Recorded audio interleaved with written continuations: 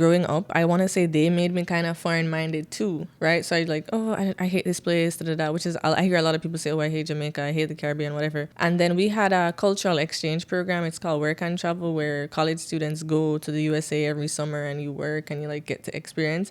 And it's from that specific experience where not just me, but a lot of other people go and we're like, yeah, this isn't what it was on the TV. No, it's not. Yeah. So like I remember when I went to because I've been to Canada before and I love Canada, like I liked it when I went, but when I went to America the first and the second time I was just like, yeah, I love Jamaica now. And that's when I became patriotic, because I wasn't always. I was like very foreign minded, and then when I went and I worked and I lived it, I was just like, I love Jamaica, people should want to come here, this is the best place in the world. And I'm happy that I had like gotten to have that experience, even though it was like temporary, like 4-month program.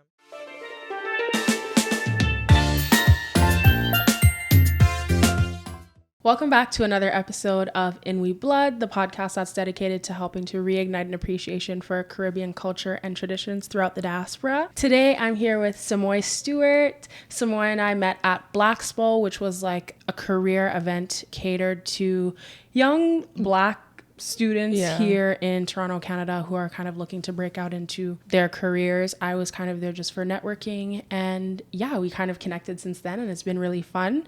Before you came to Toronto, you were studying at UWI. You did your undergrad in tourism. Mm-hmm. Now you're studying a master's also in tourism, but more specifically, you're looking at really like the impact that the Gen Z generation has in terms of tourism, and using TikTok as like the push. To get them to travel to different places, or in my case specifically Jamaica. Yeah, one of the things that you mentioned that I thought was so interesting was that you were saying the Gen Z generation is the biggest, like they're doing the most amount of travel right now, although they don't have the most money to travel. So talk to me a little bit about kind of, before we get into the tourism, I kind of wanted to chat a little bit about your journey going from living at home in Kingston, Jamaica, studying there at home, and then coming abroad to study. Hi everyone, I'm Siamoy. I did my undergrad at the University of West Indies in Kingston, Jamaica in tourism. I originally was supposed to study hotel management, and in the second and third year I would have been to like Bahamas, but then COVID happened and that shifted everything, so I ended up like just staying at UWI and finishing tourism like throughout. Studying in Jamaica was like, it was very interesting. You would get up, go to classes every day. We had different lectures, tutorials, stuff like that. And then when COVID came, we had to go online. And I guess, I had a lot of like wonderful lecturers. My favorite lecturer was probably Miss Watson. She took us under her wing. She taught me everything I know. Like even today when I'm doing work and like trying to do it to the best of my potential, I think about her. I think about what she would say, how she marks. And I think it's what like helps me to do so well, because I just got my grades back and like I have a 4.0 GPA. Oh, wow. And big up yourself. Yeah. And big up Miss Watson, you know? And then I guess like I did my undergrad at UWI, graduated, took a year to like work, try a bunch of different jobs to see what I like and what I disliked. And then through some support, or I guess encouragement from my family, I was like motivated or to come and like try other options, like other countries to study, and I landed here in Canada. I applied to a bunch of different schools, and ultimately I decided to go with the University of Guelph, because I feel like, in the Caribbean we're very big on our food and what we like to eat, and they said that Guelph had the best food, so that's why I decided to go with it. But I should have paid attention that it just means like the best food here, and the people that were ranking it were also Canadian. So, yeah. So what has been some of kind of like the challenges when it comes to making that big move to study abroad in foreign?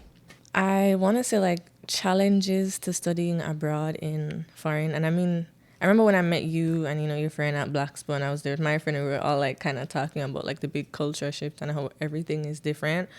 And I feel like as international students, one of the main challenges we face are like financial challenges, because, our tuition is like 3 times the price as domestic, and, you have to get apartments when you don't have credit, and like all those stuff take a while getting used to.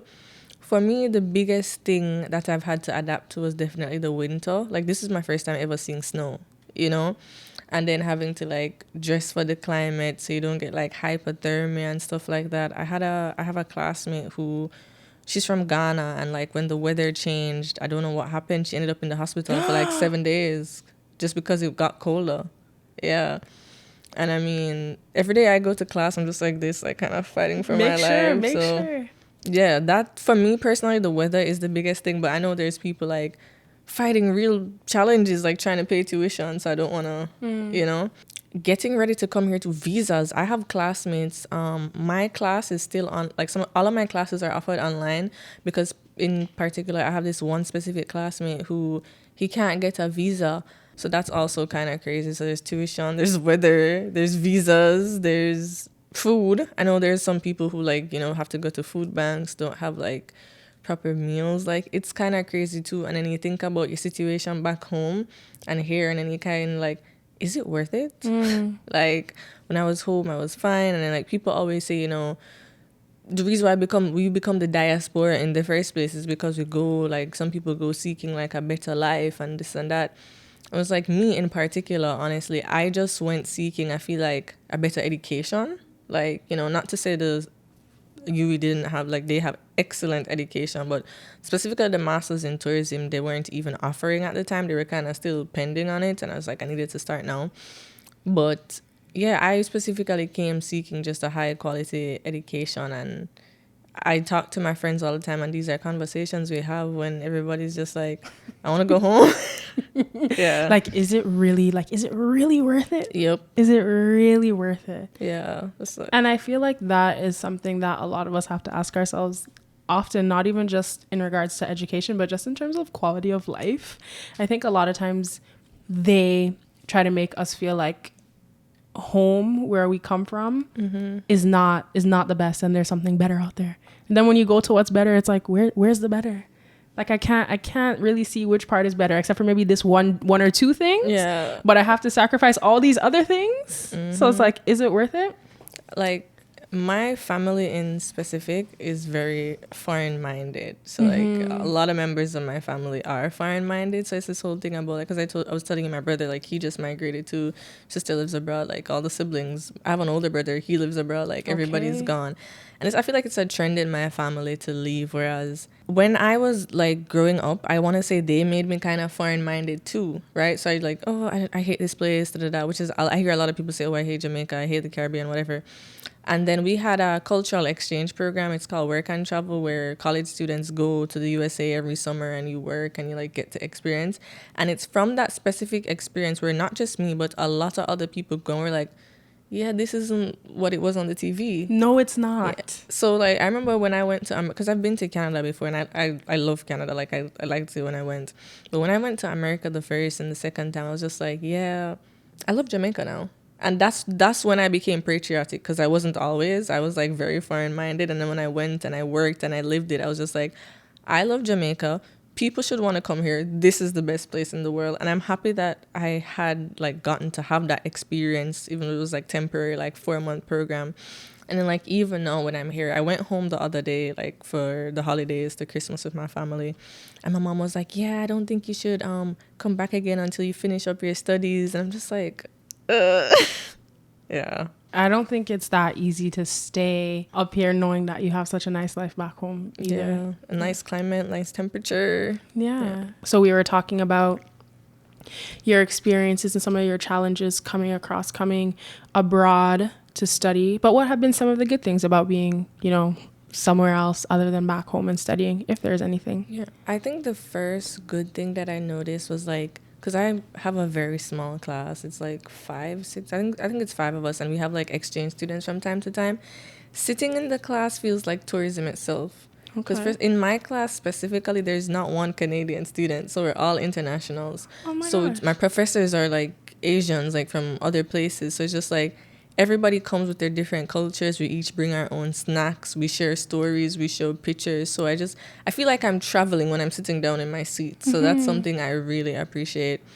Another thing which is kind of similar is like the friends I make outside of class, just like to experience other cultures and then to find out how similar we are, because I've met like a few Nigerians and I've gotten to find out that we're all kind of similar. We like the same things. Like, we're the same ages. We see the same things online. I couldn't even picture that, you know? I thought everything was going to be so different. We're all literally just the same people, just living in different places in the world. We make the same jokes. We have the same minds. Same like, food, same kind of. food, kind of, like, you know? And yeah. Something else that I always like find funny, which happens to me like whichever country I go, people be like, "Your English is so good." I'm just like, we speak English in Jamaica. Yeah, so that happens all the time. And yeah, because people, I don't know what they think our language is, so that also happens, and I have to explain to them what else is good about my program. Honestly, I feel like the quality of education I'm receiving is really well. Like, my professors, they had their PhDs from like school in the States, and they've been teaching for a very long time. And I wasn't always like this, but now I'm a little bit like knowledge obsessed. So I like to learn, and I like to learn new things. And I like the fact that I feel like my money isn't going to waste, and they're adding value to my life. And yeah. Before, when you were at UWI, you had a YouTube channel where you would show students around and do room tours and have day in the life vlogs and stuff like that. Can you see yourself doing something like that with your travel and your education abroad?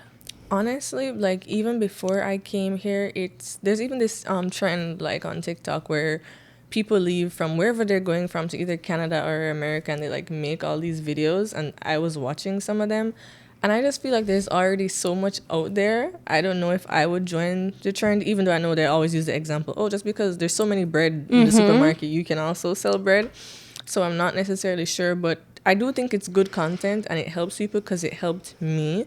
And when I was coming, I did this one small TikTok of like my traveling and packing from back home to coming to Canada. People were asking me questions like, you know, what school are you going? And just like stuff like that. And it was very interactive. So that was nice. So when it comes to actually packing to go across for schooling, what are the things that you're making sure you carry with you other than clothes and stuff like that? Okay, so for me, I knew that I was going to like buy majority of my stuff here. I remember because like where I live now is like an upstairs, downstairs. And I remember when the person downstairs came and he was like looking around, and like I had my suitcase, was like, "Oh, you pack light." I told my sister, and she was dying of laughter. He's like, "You don't have anything, girl." Yeah. Yeah, because like as immigrants, I guess, or you know, whatever you want to call it or call us, you can't travel like with your whole world in your suitcase. So yeah, but it's not like just driving across from somewhere. Yeah. So you do have to buy a lot of stuff. But something I would definitely like recommend you bring with you is food from your culture, even if it's temporary. Because when you're going through that shift from who you were to becoming this other person, you're still going to be caught up with the stuff back home. So if you feel like, I don't know, you want to eat a snack or something that reminds you of home, you're not going to find it. Or you're not going to find it easily. Yeah. So it's best to just bring it with you. And then, you know, eventually, when you're fully immersed in the culture, you might miss it, but you'll know how to do it out. And I know it's not like, I don't know. Personally, I feel like the food from your back home is like life and death because you're going to miss it. Other than clothes, I think that's what you need. Yeah. So just pack a suitcase full of tortillas and whatever you eat, whatever, biscuit, cheese sticks, That's so nice. And it's nice to know that like for a lot of people, food is kind of like a comfort thing. But I never thought about like as a student, like you leave your whole family and stuff. It's like, yo, I just need at least a snack. Even the season from back home. Yeah, like a Maggi, whatever you use, Grace, cut noodle soup, like whatever you use, bring it. That is a good point. Especially too, because a lot of students who go to university, they're there and they're first of all struggling to figure out what the heck they want to eat. And it's like, I just eat ramen noodles all the time, that kind of stuff. And school and campus can be pricey. So it's just like good to have stuff. Yeah. So I want to talk a little bit about exactly what it is that you're studying. So if you can just share a little bit about that. I know you're talking about Gen Zs and TikTok. So currently for my master's thesis, because my program is 2 years, so for the first and second semester, my second semester, my first year, it's a lot of coursework, so course-based exams, and then after that it's just fully research and getting approved and stuff like that. And I'm specifically focusing on social media, which in this case TikTok, on how the UGC on TikTok or the aesthetics affects... Wait, so for the people who don't know what UGC is? User-generated contents, like videos, because TikTok has like short-form videos, right? Yeah. So, and the aesthetics of TikTok, which is like, you know, how pretty something might look, motivates or affects Generation Z travelers, which is like persons anywhere from like 11 to 26 years old. per like the research I did, that's the age group, how it motivates them to travel. So their travel intentions, you know? And yeah, so what like motivates Gen Z, so me, Kiana, to travel like I'm a millennial. Don't get it twisted. I'm 28 years old. you're a Gen Z in another life. So basically what motivates someone like me to like travel all over the world. And if you're not familiar with TikTok, it's a social media platform that has short form videos, and you like see so much on it, so much aspects. Persons will go to Paris, they'll post that they're at the Eiffel Tower, they'll get engaged there, all that stuff, and you'll see it, and then you'll want to go. And then like relating it back to my master's thesis, originally why I decided I wanted to do that was I wanted to take everything I've done, information I've learned in the research, and help my country, Jamaica, just to like, not saying, oh, they're in dire need of help, but just give them to like ways to make additional profit or get additional visitors and stuff like that. And then as I was doing more research, like during COVID and everything, and then like after COVID had ended, I saw with the Minister of Tourism and just like other persons that were really big in the space were kind of just like, I don't want to say it was a cry for help, but just like putting it out there that, hey, we need to attract Gen Z travelers. Oh, okay. So they put out a call saying that they need to. Yeah, and it's in like a lot of the articles, like if you read the Jamaican Observer and like the Gleaner, like it's there.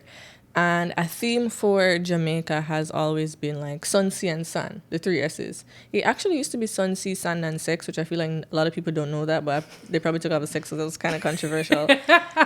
And they're saying that they don't feel like sun, sea, and sand is going to attract our generation, you know? Even like me specifically, that will still attract me because I'm like here for the roots and like the natural of it all. But if you're trying to attract probably an American Gen Z person, they don't really care about that stuff. And it's just like how to get this whole other generation in. And I don't know if they would go as far as changing the theme from Sun, Sea, and Sand. I could see that getting a lot of backlash, especially from the older persons. I might even give it some backlash too, but nothing happens without change, you know? So, yeah. So hopefully, like, once I'm finished, I plan to take all of this, do very intrinsic research, and just be able to offer this to the officials and the researchers in the field and say, you know, this is what I found. Here's what you can do. And yeah. So I think one of the amazing things about TikTok specifically, we're not just talking about social media in general, we're talking about TikTok. The way that, first of all, people use TikTok as a search engine. Some things I won't even go on Google for. I'm going on TikTok, how to make chicken strips. I'm going on TikTok, best restaurants in Toronto. Like, we go on TikTok for referrals. And the amazing thing about TikTok is your feed is based on what you're already engaging with. It's not based on who you follow. It's based on the things that you're already showing that you're liking or you're commenting or you're saving on. It's giving you more of that stuff. But one of the biggest things that I find with TikTok is, again, kind of what I was saying in the beginning with using it as a search engine. That's where I go to for referrals. So certain things will come up on it's called your For You page when you're swiping on that home page. Certain things will come up on my For You page and I'm just buying stuff just because it's wild. Because like I was saying to you earlier, there was this lady who was telling people like, yeah, people are always telling me that I smell good. And she's like, this is what I use. This right here, you can get it on Amazon. You need... Then you buy it so you can smell good. I went like this, boop, boop, boop, boop, boop, one time, because the thing about TikTok is it feels so authentic. Whereas a lot of other social media platforms, when we're thinking about like Instagram versus TikTok, Instagram feels very curated, very like put together. TikTok people, TikTok people are showing up there anyhow, anyway. They're being silly, they're being goofy, they're telling you what's real. They're like, oh, this is this conspiracy theory. All these kinds of things you're finding on TikTok. So when we relate that back to Gen Z, most of them, kind of like how a lot of us millennials migrated off of Facebook and went on to Instagram, we're seeing that with the Gen Zs. At least I noticed it. Like, a lot of them were like, I'm off Instagram, this is whack, and I'm on TikTok. Yeah. So again, for like the Jamaica Tourism Board and other tourism boards, when they're looking for how can we get this younger generation going, I don't know if we already said this in the beginning of the episode or not, but you were saying like, hey, Gen Zs are the biggest travel group right now. If you want to talk to them, here's where you need to go. Yeah. And I feel like, because like you were mentioning, you know, you see something and you buy it. A part of my research topic, you know, you have to come up with like different theories to back your claim. And one of them was like the social influence theory, which is, it's basically what it says. And it's basically showing how persons come online or anywhere. It doesn't have to be online, but they come to these different social platforms or social spaces and you see something and then you want to buy it. And, so I basically, like when I was doing my research, I used this theory to back my claim to say, here's proof. This man did this research. It happens just like this. And then I feel like from what I've been looking at specifically with Jamaica and everybody, like, I don't want to say crying, but everybody crying down and we need Gen Z persons, it's from an older generation. And I've yet to see any actual Gen Z come in, or I don't know if they're speaking to Gen Z persons to say, how should we fix this? Because I feel like a lot of time, because even like my professors, I guess they're boomers, they're older. People have solutions, but they're not necessarily a part of the group. And it's hard to find like realistic solutions when you're not on the inside, and then you're not asking us, you're just doing what you feel is best, because, for example, one of my professors was saying probably the best time to get young persons in Jamaica is spring break, because that's when everybody's free and that's when everybody's free to travel. And I'm like, yeah, which it could be true, like it could genuinely be true, there could be research to back it and everything, but I'm like, also, you're not going on spring break. You don't know that right now. You don't know if we're shifting, you don't know if we're traveling in the summer now, you don't know if we're traveling in December now to get rid of the colder weather. Like, you don't know, you're just, you get me? Yeah. So what you mean, like people from abroad to come to Jamaica for spring break? Yeah. Oh, okay. I mean, that happens. It happens a lot, but specifically Gen Z too, because they are the ones traveling for spring break. I think a lot of, just when I look around at my peers, I think a lot of the reasons why we're traveling is more about like experiences, like experiential travel. Like people will travel to go to places for certain events. So like I've wanted to go to Portugal before, but now I see Afro Nation, which is a big concert that happens in Portugal. It's like, oh, well, I would be glad to go to whichever remote city in Portugal so I can go to that concert. And then that's going to bring tourism dollars into their economy, right? Yeah.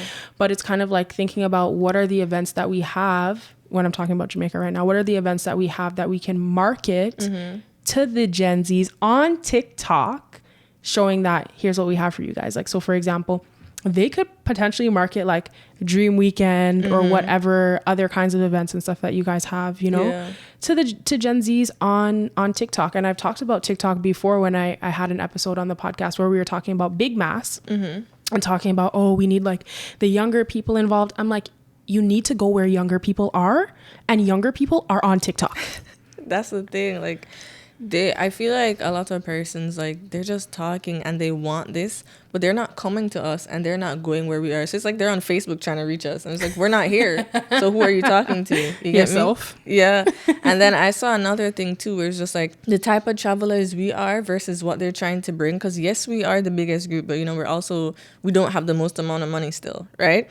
And then I know countries like Jamaica, when they're developing all these hotels, they're luxury. We do budget travel, or majority of us do budget travel. And, it's even in the research, they're short form stays. And I feel like they're not a lot of like, Jamaica has like, villas and stuff like that. But on a larger scale, that could be advertised more instead of trying to promote these 5-star luxury resorts where we can afford. And if we can afford it, it's gonna like send us into credit card debt and all those stuff. You get me? Yeah. I think that's interesting. So do you think there's like a gap in the market in terms of like budget or affordable accommodations in Jamaica, and there's more of a prioritization on luxury? I don't want to say I feel like there's a gap in terms of advertising, because I know they try to like do it all around. I just feel like the bigger heads and like those at the top do own more of these luxury accommodations, so they have like a benefit of getting their stuff across versus the little man with his little inn trying to get people. Okay. So I remember in our earlier conversations, you were kind of talking a little bit about some of the officials saying that there was a labor shortage and they wanted to import people to come and work. Can you tell me a little bit about your thoughts on that? Okay, so like basically, in the tourism industry, like COVID happened and COVID seems to be the reason for everything, and it's just like so many, years have passed. But yeah, so they were basically complaining that COVID happened and a lot of these persons became entrepreneurs and like started doing other stuff. And they need work, and they had to lay off people too because people weren't traveling, resorts were closed, all of that social distancing, and now everything's back again and they don't have enough persons to work, so they're like calling on the government. And I think he also might have reported it too, that we might have to resort to importing persons. And from a government perspective, like so I like call them the outside. So from the outside looking in, they're like, yeah, we might have to import new persons. The BPO sector as well was saying we might need to get people to work because, Jamaica is the largest English-speaking Caribbean country. So like the BPO sector relies on us. What does BPO stand for? Business process outsourcing. Okay. People tend to link BPO to call centers, but that's not all BPOs do. But when you think of BPO, you can think of a call center. Yeah, so everybody's like very heavily reliant on Jamaica, and like all these business owners that are making money is like, hey, you need to import more persons so that our business can run. And then us now, which is like from the outside, from the inside looking out, like on the different social media platforms, for example, Twitter, just reading the comments, like when people see stuff like that, they're like, hey, we don't think there's a labor shortage going on. You just need to pay people, fair wages, livable wages. I think minimum wage went up the other day.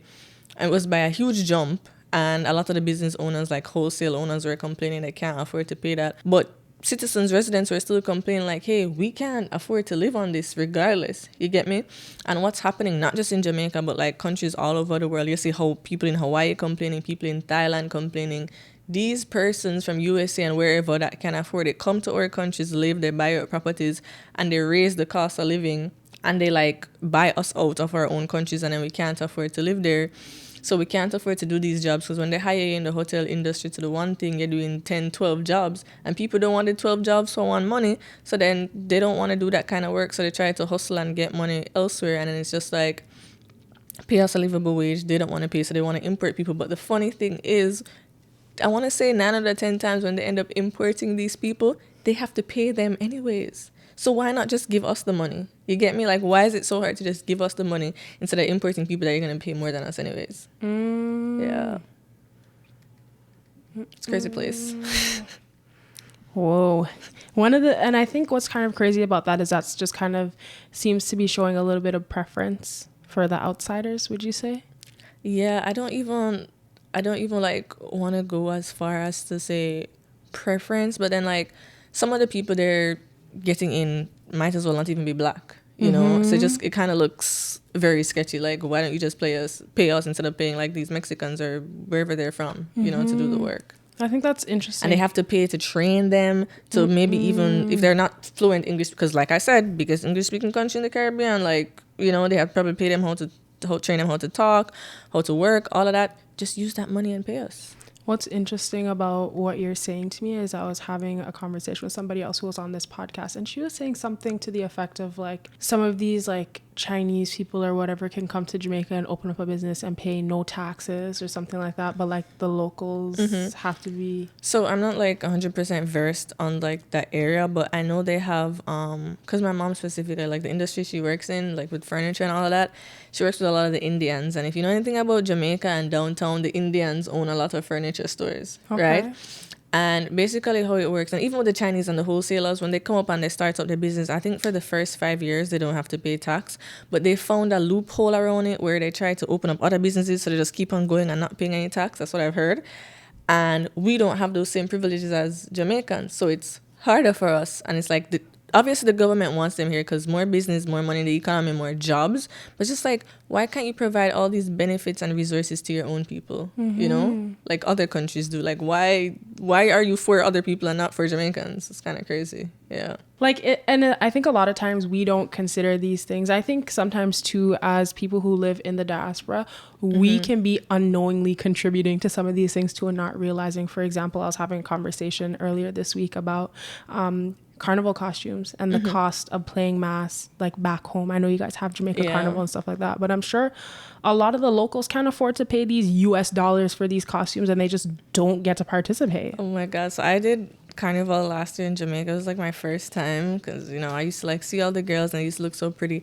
And I had so much fun. Like, I want to say it was like time of my life. And I know Caribana's coming up and I'm contemplating. Not the same. Not the same. No, and it's not to say that Caribana's not nice. Or Toronto Caribbean Carnival is not nice. It's so much fun, but it's just not the same. Like the energy that you feel on the road in the Caribbean is like, it's a different kind of heights. And I haven't been to Jamaica Carnival. I've been to Spice Mass, which is in Grenada. But when I see my friends who are from here and they went to Jamaica Carnival for the first time, they're like, yo, I'm not doing this here anymore. Like, I'm just going to keep going back to Jamaica, or I'm going to go back That's how I feel. And like even St. Lucia, like I see them posting costumes, like they're going to have their carnival. And I was so jealous. But one of the other negatives of being an international student is you have no money to jump carnival.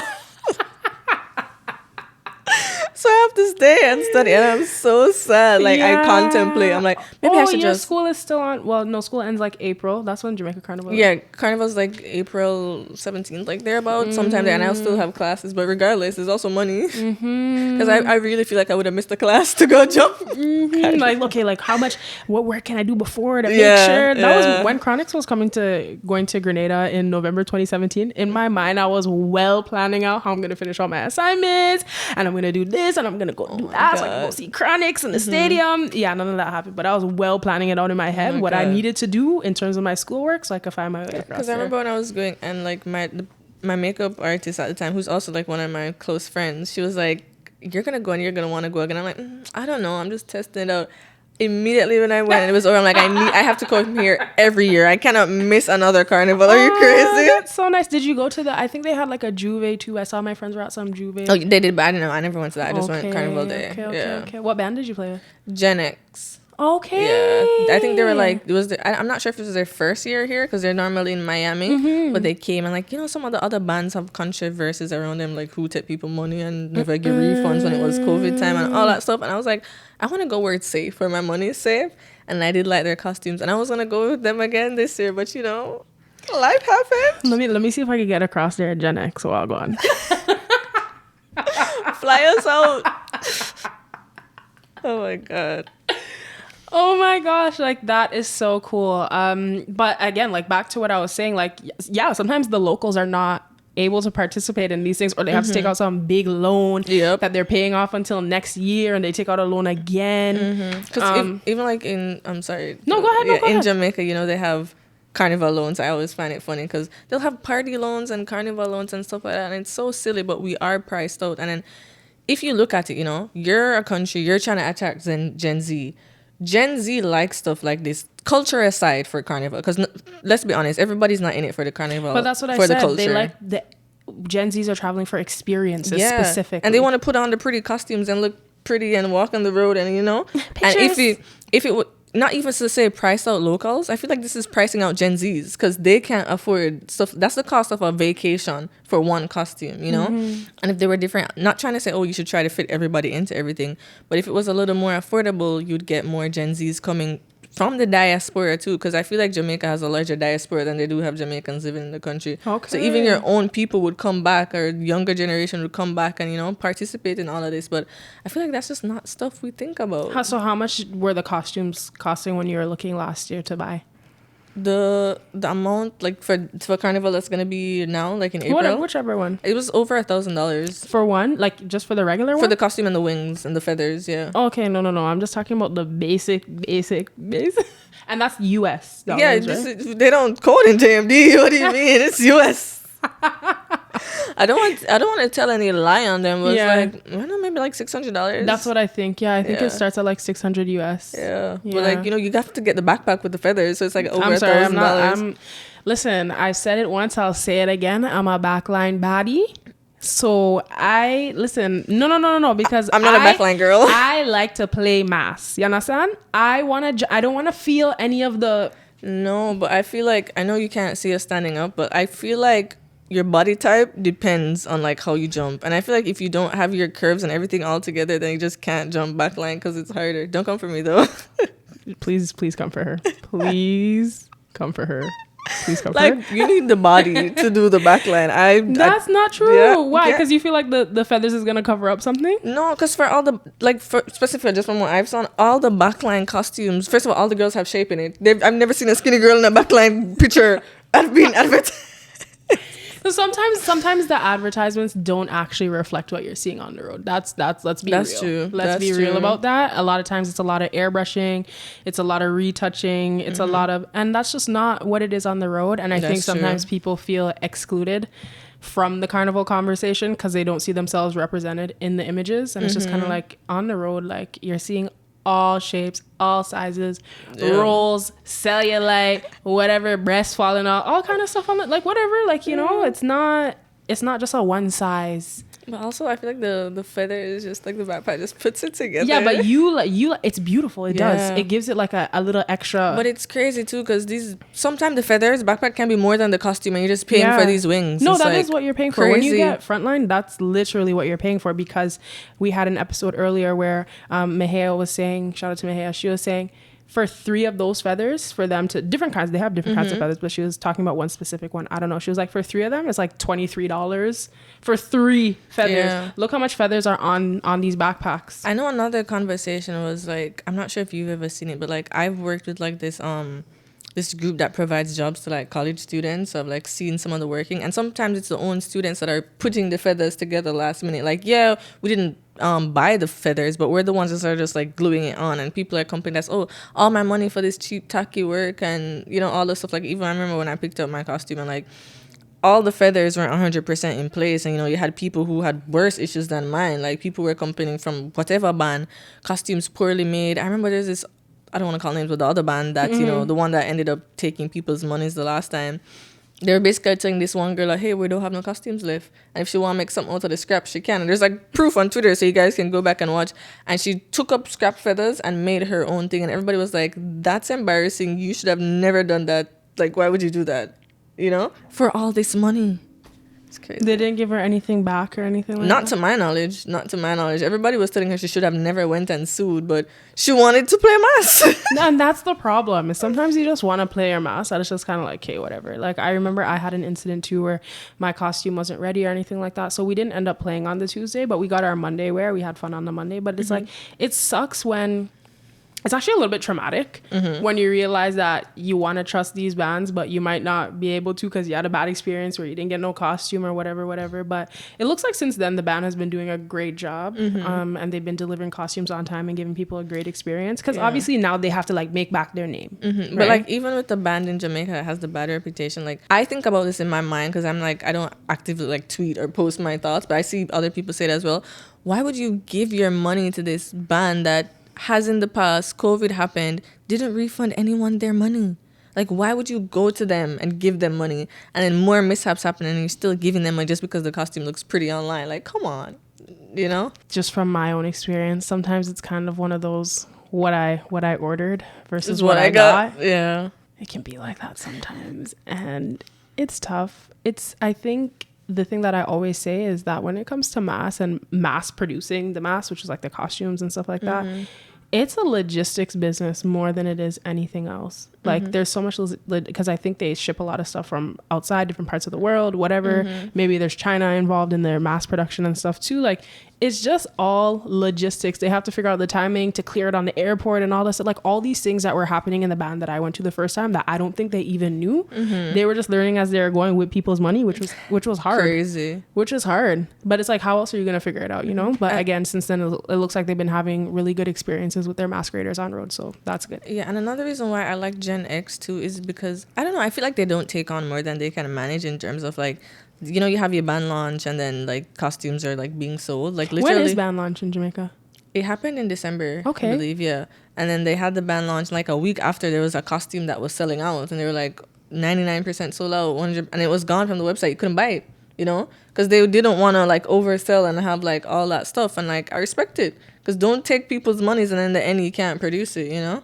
Yeah, because it's different when you're coming from away. Like, a lot of these Caribbean carnivals, people are coming from away, making all kinds of arrangements to come from away. It's like one thing where it's like Toronto Carnival and stuff. Yeah, sometimes we have like a small group of people that come from away. I think we used to have more people before, but now it's just kind of like local Toronto people. Yeah. So it's not the same as like flying across, getting your hotel stay. Then when you go to the mass camp to pick up your thing, it's like, guy, what's going on? I think I might go to Caravana just to you should. No, I'm not saying. All I want to tell you is don't expect it to be like Jamaica Carnival. Okay. Just nervous. it's like eating jerk chicken back home and then coming here and expecting it to, like, don't expect it to be Yeah, like I know that. what that's like. Trust me, I know what that's like. First week here, they had the jerk chicken and like the jollof rice, and like, cause it was my first time eating jollof rice, and I was like, Wait, they had jerk they had jerk chicken and jollof rice? Or was that at yeah, your school? yeah, Some kind my of fusion? school, and I was just like, and then because it was my first time, and the Nigerian was like, no, no, no, this is not what it tastes like. Trust me. Oh my god, they were probably mad too. You're like, first of all, this is not jerk chicken. Then Nigerians were like, this is not jollof. Yeah, Like, and then after that, funny enough, like my friends and I, we got together and we had like a friendsgiving, and like I made jollof rice like from scratch, and like everybody was telling me how good it was, and I was just Yeah. like, okay then. YouTube University. YouTube University. I'm gonna show you the video after. Yo, listen, me and jollof rice. This would probably be my fourth attempt. This is the stirring. It's the constant stirring. I'm just burning down the bottom of the pot, and I'm like, yo, Oh my god, I'm gonna show you the video after. Like it was a whole trust the process moment, because they were like, you started there, but you got this? How? God, it's just God. But yeah, I think it's really cool to kind of hear about your experience of going from, you know, living in Kingston, studying at UWI, and then coming across abroad by yourself By myself, which is crazy. with one little piece of suitcase. But yeah, where my like With no upstairs snacks, no dinner is snacks just from like, home. you pack light. I was so ashamed. No snacks from back home, no nothing. Just Just vibes. yeah, that's what I was gonna say. Just you and vibes. I was gonna say just you and God and vibes, but Yeah, like, me, God, and vibes. That's it. And you made it work. Yeah, and I think like something I would tell people too, like, you know, you ask what else to bring, but like stuff that you can do here was I think community is important, and I don't want to say I didn't appreciate the community I had back home, but community is way harder to form here.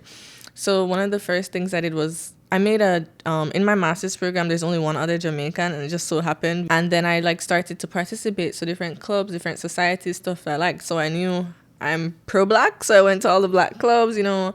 I wanted to like keep strong to my faith. So I went to like the campus ministry, stuff like that. When I was younger, primary prep school, I used to do like origami. I started going to origami club. Now I have all these Asian friends. Like I just put myself in places. They have like the graduate student associations, like persons on the board. And me and my other Jamaican friend, his name is David. I kid you not, the meetings are 3 hours, right? And you'll have the execs that are actually getting paid. And then there's just me and David there, like the whole 3 hours too. And I know in their mind, they're wondering, why are they, like, how do we get them to, like, you know, what is their motivation for staying here so long? And I think it's just, like, a part of our culture to just, like, want to, you know, be a part of stuff and, like, be in leadership and all stuff like that. And then from all these communities, I have help because, like, from the campus ministry, the lady in charge, her name is Sarah. She comes to my call if I need her. I've been to her house. My program coordinator, she doesn't have any children, so we're her children. She takes care of us. She asks if you That's want nice. soup, if you're sick, do you want tea, like...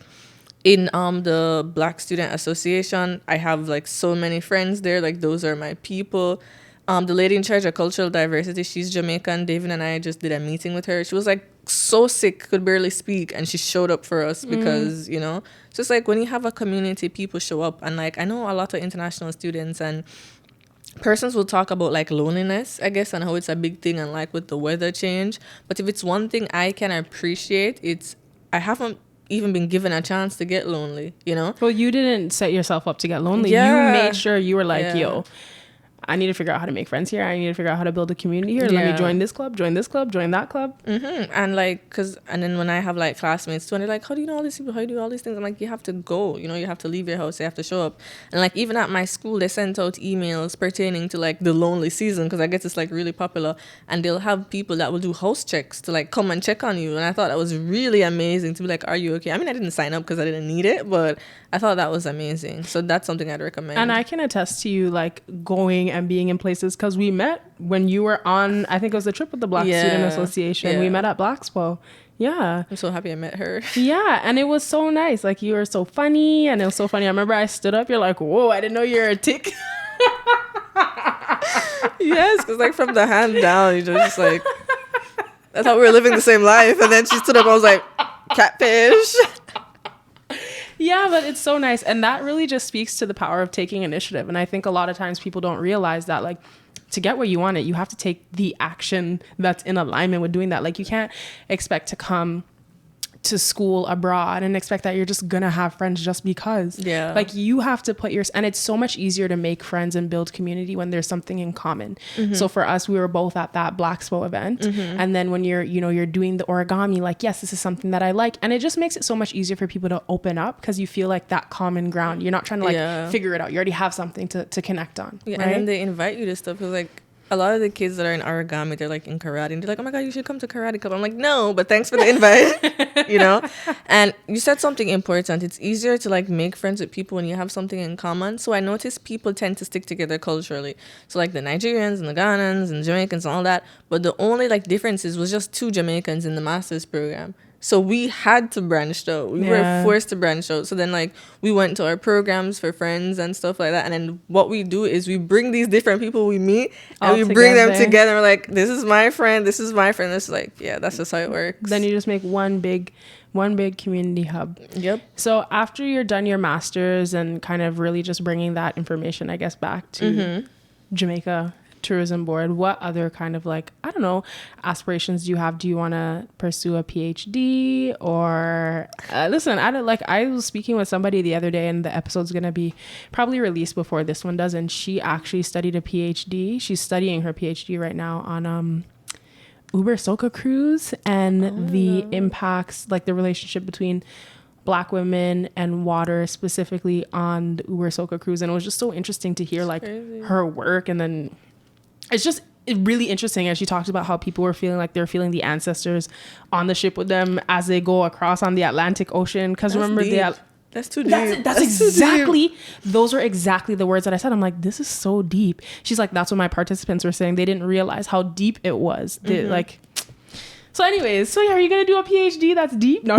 Honestly, for me, like in terms of a PhD, because when I did my bachelor's, before I even did my bachelor's, I was like, I'm done with school. High school, I'm done. My mom was like, you have to go to college. Went to college, I'm done. And I was like, even though I kind of wanted to do my master's too, again, my mother's like, no, you got to do your master's degree, you know? And then here I am. And then I know I just started, but I'm also almost at the end too. And just like, you know, when you do a PhD, there's funding. So money isn't that big of an issue, like as long as you get funding and stuff like that. But it's just like time. It's you don't have to pay for your... It depends on the program like you get into and what you're studying. Okay. Yeah.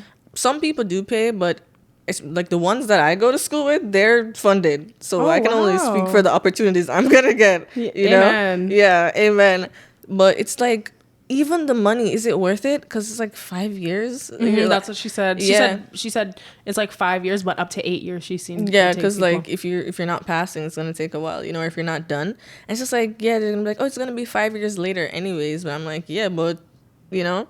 So I think that's one of the things I'm like hesitant on if I would actually go and study. And then, you know, they say, oh, you don't need to do your PhD unless you actually want to like teach, but I am interested in teaching because at this point, like they have me like working as a teaching assistant, so I get like a little experience. You're doing a really good job. By the way, yeah, that's amazing. I do a lot. Like people ask me, how do I have time for everything? I'm like, I don't know.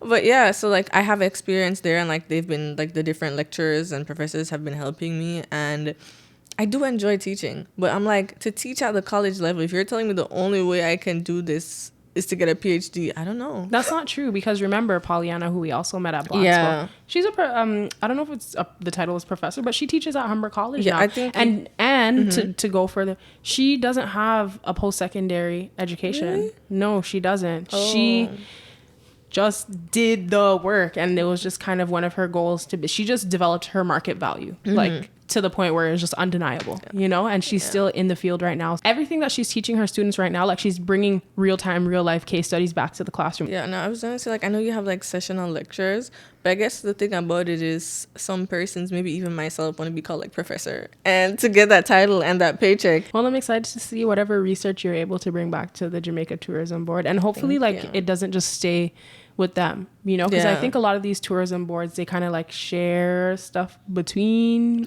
each other. Like I know Grenada went to Barbados for some sort of like cruise ship launch. So I could be making that up entirely, but I remember that Grenada Ministry of Tourism was in Barbados the other day. So I know some of the islands, like they have relationships with one another. So it would be nice to see your research, even if it's just like a clip that gets posted. Yeah. And they are like, oh, and they remember your face. And then when they're like, oh, I remember remember you. I saw you on, you know? Yeah. Something really interesting too was I wasn't able to go, but my paper, like the idea, just the concept at the time did get accepted for a conference, and I was supposed to go to Florida and present.